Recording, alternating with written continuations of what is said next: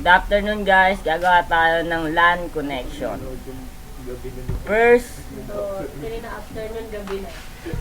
take the router. Then, next, PC. Kailangan natin ng 4 na PC. 0, 1, 2, 3, 4.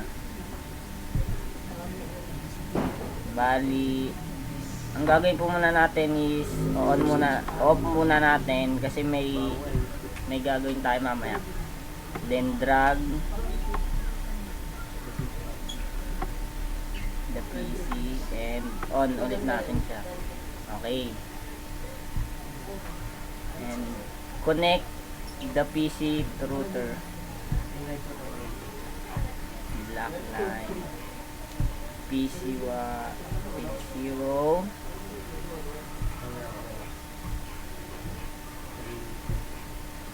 PC 1.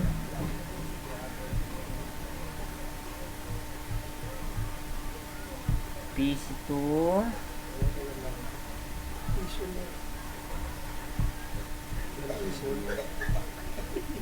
PC 3.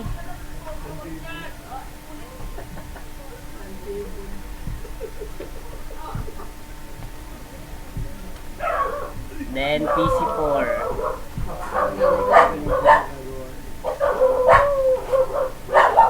Okay. Bali, ang gagawin natin sa P0, lalagyan natin siya ng IP address. Ang IP address is 192.168.1.1. Yan. Then, next na PC naman, ganun din ang gagawin. Same, or the same. 192.168.1.2. Next.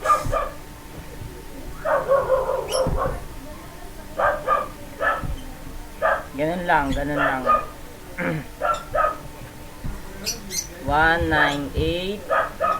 Ay, mali. 192.168.1.3. Then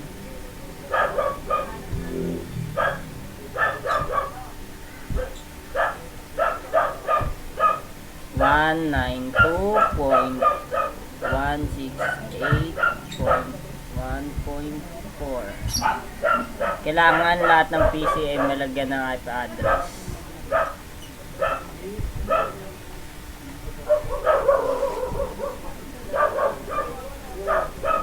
And last, 192.168.1.5. Okay.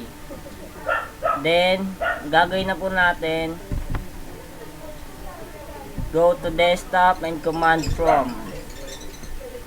Just type ping 192.168.1.1. Oh, just unbelievable, man. Just play, man. 192.168.1.2. Enter.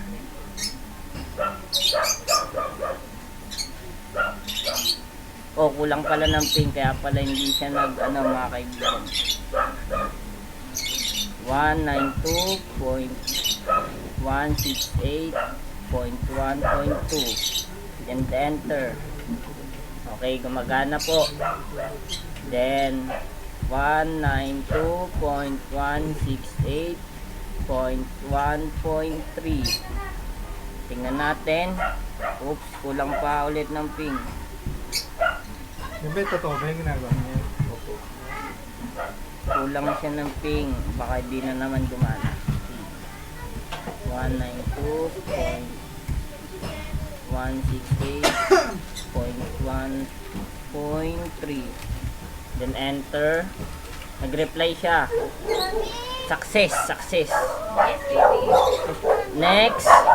Ping 192.168.1.4. Then enter. Success. Next.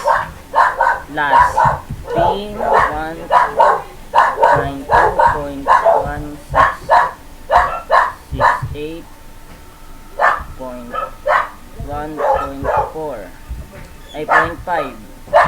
Then success. Okay guys, maraming salamat sa inyong pakikinig.